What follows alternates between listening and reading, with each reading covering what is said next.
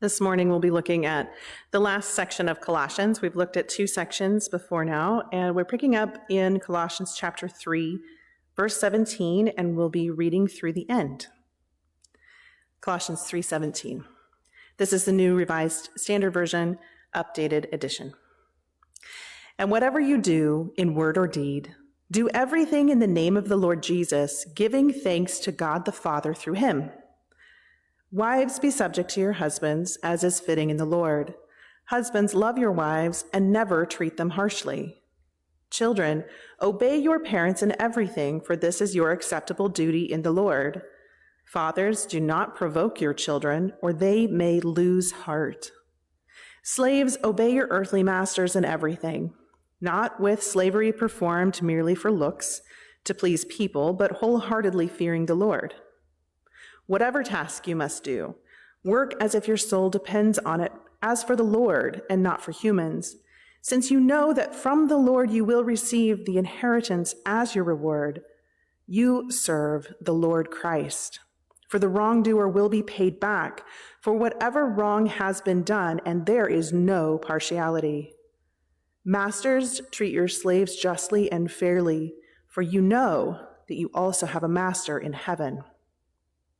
Devote yourselves to prayer, keeping alert in it with thanksgiving. At the same time, pray for us as well, that God will open a door to us for the word, that we may declare the mystery of Christ, for which I am in prison, so that I may reveal it clearly as I should. Conduct yourselves wisely toward outsiders, making the most of the time. Let your speech always be gracious, seasoned with salt, so that you may know how you ought to answer everyone. Tychicus will tell you all the news about me. He is a beloved brother, a faithful minister and fellow servant in the Lord. I have sent him to you for this purpose, so that you may know how well we are, and he may encourage your hearts. He is coming with Onesimus, the faithful and beloved brother, who is one of you. They will tell you about everything here. Aristarchus, my fellow prisoner, greets you, as does Mark, the cousin of Barnabas, concerning whom you have received instructions. If he comes to you, welcome him, and Jesus, who is called Justus, greets you. These are the ones of the circumcision among my co-workers for the kingdom of God, and they have been a comfort to me. Epaphras, who is one of you, a servant of Christ, greets you. He is always striving in his prayers on your behalf, so that you may stand mature and fully assured in everything that God wills. For I testify for him that he has worked hard for you, and for those in Laodicea and Hierapolis. Luke, the beloved physician, and Demas greet you. Give my greetings to the brothers and sisters in Laodicea, and to Nympha and the church in her house. And when this letter has been read among you, have it read also in the church of the Laodiceans, and see to it that you also read the letter from Laodicea. And say to Archippus, see that you complete the task that you have received in the Lord. I, Paul, write this greeting with my own hand. Remember my chains. Grace be with you.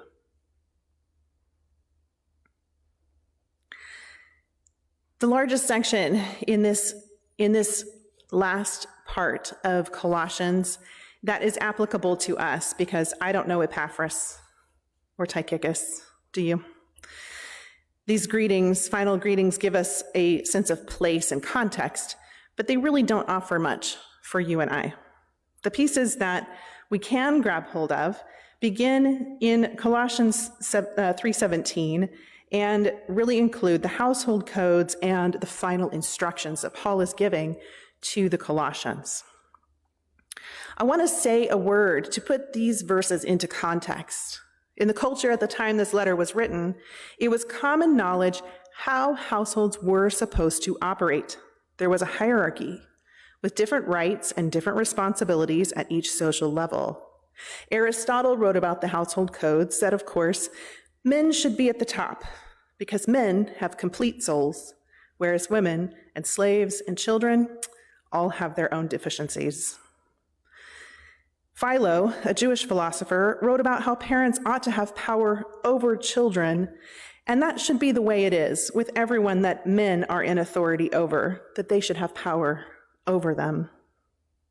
Josephus pointed to God-given authority of men to rule over everyone in their homes. Rachel Held Evans, a blogger and author who challenged the evangelical status quo from 2007 until her early death in 2019, wrote a blog post on the household codes. And she had a very fitting illustration of just how familiar these codes would have been to those receiving the letters. She started with the words, "We the people of the United States. In order to form a more perfect union, establish justice, ensure domestic tranquility, provide for the common defense, promote the general welfare, and secure the blessings of liberty to ourselves and our posterity, do ordain and establish this Constitution for the United States of America." We know those words, right? Many of us memorized them in 6th grade. Now, students these days, I don't know if that's true anymore, but many of us studied the US Constitution. The next section goes on to say, "All legislative powers herein granted shall be vested in the Congress of the United States, which shall consist of a Senate of idiots and a House of fools." Oh, wait. While that may be the reality, those words are not in the Constitution. The addition to the constitutional quote stands out loudly in our ears. We know those words aren't supposed to be in there. We notice the difference. And to those hearing this letter, hearing the household codes described in this way would have been just as jarring. To understand why this is such a big deal, you have to understand the position of someone in the family called the paterfamilias. The paterfamilias, the father of the family, exercised his power for life and had many, many powers. They were primarily the right to life and death, the right to abandon newborns, the right to sell his children. He had unlimited power over all persons and things within the family, and he was even entitled to life and death over free family members. The law of life and death was an extremely extreme example of regulating family relations. At the beginning of the Roman state, the paterfamilias had the right to kill his children, for which he'd face some minimal, sacred or censorship sanctions. People didn't look kindly on that, but what are you going to do? During the principality, this right was limited, but the law of life and death was not abolished until the 4th century CE. This is the context of these words. In a society where the head of the house could choose to end your life, what choice did you have but to obey every command without question? But that's not what we find in this code as presented in any of the New Testament letters. Instead, they empower those in lower positions by telling them to submit as is fitting in the Lord. What you need to know is that submission is not obedience. Submission is not obedience. They're two separate things. The word submit in this and other letters in the New Testament is found in the Greek in the middle voice, which is something we don't really have in English, but basically it means that you are doing the action yourself as an act of your own free will. I do it to myself. I do it myself, and not in the toddler sense. It means that you are acting entirely of your own accord. And submission in this manner is the same as soldiers lining up for battle. It's a word of strength, not weakness. As is fitting refers to the of course aspect of this command. But then we have in the Lord. This isn't a typical kind of behavior and attitude. The woman, the children, the slaves are not acting out of duty, obligation, or coercion, but are seeking to stand with the head of the household to have his back. This is a completely different situation than what would have been found in typical Roman households. And there's a radical shift in here. Not only are the women, the children, and the slaves addressed, that's normal. But the paterfamilias himself is addressed in these household codes. And he's told crazy things like, love your wife. What? Love your wife? No, that's not what we do.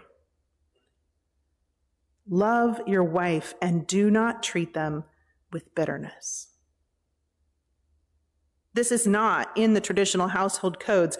Husbands might have been required to feed, clothe, and shelter their wives if, of course, they chose to keep them alive. Love was nowhere in the equation.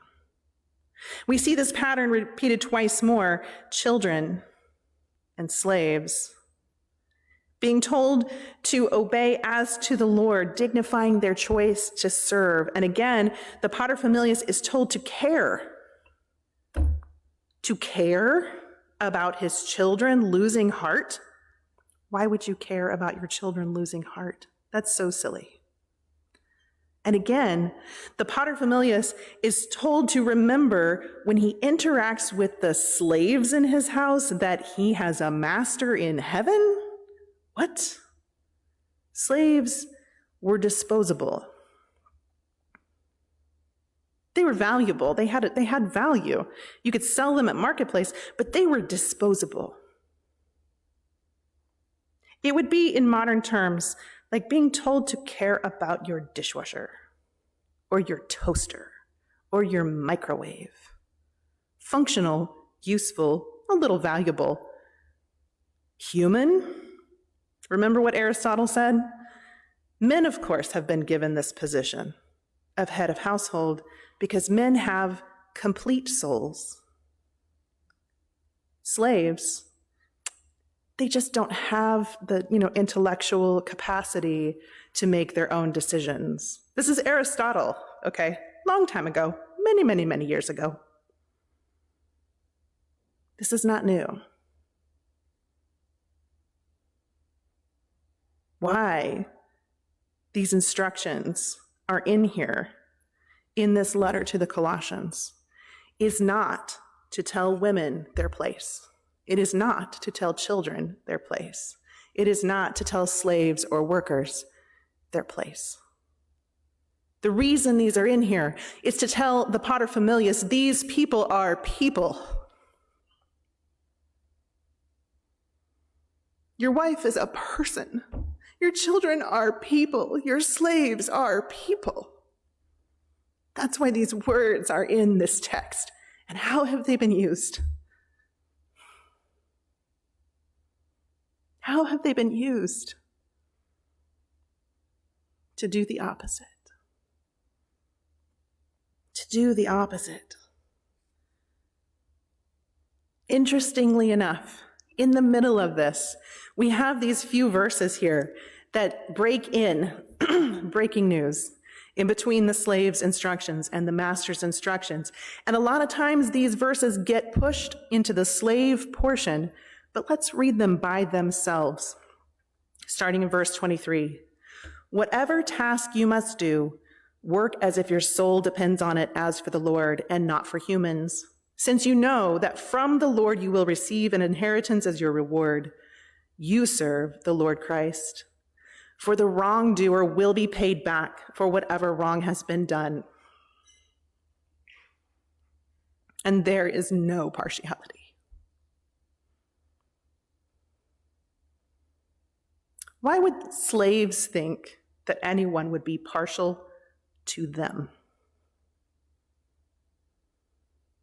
These words are not for the slaves. These words are for everyone included in this text, but particularly the one who believed they were unaccountable for their actions. The clues are there that this is a verse directed straight at the paterfamilias. Well, if that's true, Charity, then why didn't the New Testament just outlaw slavery and declare equality in marriage? Great question. Paul and I will have some conversations someday. But basically, the answer is they all thought Jesus was coming back tomorrow. For real. More than the 1970s and 80s, trend, I wish we'd all been ready. These people thought Jesus was coming back tomorrow. Paul says in 1 Corinthians chapter 7, people should just remain as they are. Whatever position you're in, just stay there, because that's not what's important. What's important is that Jesus is coming back. He's coming back soon. 1 Corinthians 7:17 through 24 is this whole discussion about how everybody should stay the same.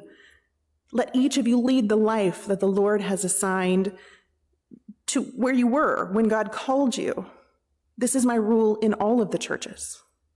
Were you circumcised? Stay circumcised. And yes, there was a procedure to uncircumcise. Ooh. Let's not think about that in non-modern medicine terms. Was anyone at the time uncircumcised? Stay uncircumcised. Circumcision is nothing. Uncircumcision is nothing. Obey the commandments of God. Remain in the condition you were in when you were called. And then he says something really interesting. Were you a slave when you were called? Don't worry about it. But if you can gain your freedom, make the most of it. For whoever was called in the Lord as a slave is a freed person belonging to the Lord. Just as whoever was free when they were called is a slave belonging to Christ. You were bought with a price, so don't become slaves of other humans. If you fall on financial hard times, don't sell yourself or your children, I'm going to put that into context, into slavery. Don't worry about it. Whatever condition you were called in, there remain with God. The passage goes on to talk about being married, single, divorced, widowed. All of these are conditions that can change. They could change at the time legally. They can change now legally. Paul advises living the life you have now because Jesus is coming back. There's no need to fight for change when it's all going to be over soon. It's better to spend your energy doing God's work. But even in this passage, it is not a command to stay in unsafe or abusive relationships. If you're a slave, it's okay to become free if that's an option for you. If you're married to someone who treats you terribly, it's okay to separate or divorce. Both are allowed in this passage. If you're engaged and you want to break it off, okay. If you're engaged and you want to get married, okay. I mean, Paul thinks you shouldn't because marriage is complicated. You should just stay single. That was Paul's banner. Just stay single. Less complicated. It's not about being bound. It's about being free to live the fullest life possible within the sphere of available opportunities. The most important thing, however, is simply do everything for God. Do everything for God. This command is in Colossians in both verse 17 and in 23. The first provides a transition into this section on living within prescribed social strata. The second is within the section describing how to live in the role you've been handed. Both of these bookend this discussion on what is important. It's not that submitting to your spouse is equivalent with your salvation, or obeying your parents, or serving your master, or the requirements newly imposed on the paterfamilias. Rather, it is that no matter where you find yourself, you can find a way to give dignity to your service and to work for God's purposes. Paul is saying, in essence, you don't have to be a man to serve God. You don't have to be a parent. You don't have to be in a higher position in life to make a difference. You can, as a student, as an artist, as a house cleaner, as a marketing professional, as a teacher, a construction worker, a bike shop manager, a retired person, a little child. You can live your life and make a difference by following Jesus, by producing fruit that improves the lives of people you come in contact with. This section of Colossians is meant to empower those in positions considered less than, and to challenge those in high positions to use that power to serve others and not themselves. We live in a world with vast power imbalances. And how do we see that power used? Is it typical to see people in power use their power for others? It happens sometimes. Is it more common to see powerful people use their power to get more power, to defend their position, and to do these things with no regard for the humanity of others? If it really was the first way, we wouldn't be so surprised and pleased with the Warren Buffetts of the world who have promised to give away the vast majority of their wealth. We wouldn't celebrate celebrities who devote themselves to serving others. It would be no big deal. But instead, we recognize how rare it is for those in powerful positions to have empathy for those in less powerful positions. So this morning, where are you on the power scale? Do you even know?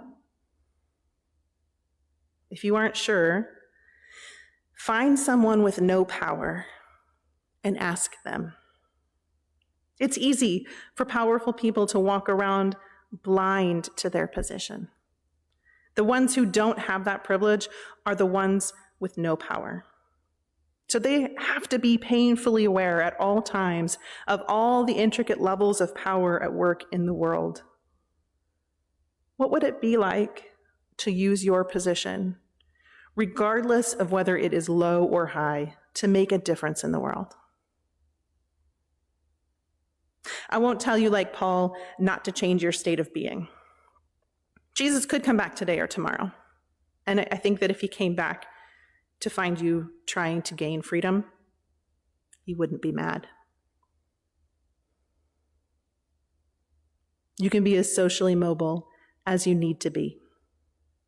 But regardless of where you are, you can make a difference as a member of God's family. You can use whatever power and influence you have to love the people around you. You can work to meet their needs as well as your own, to pursue an increase of justice in the world, and to have the backs of your fellow humans. You can do any task as a servant to God.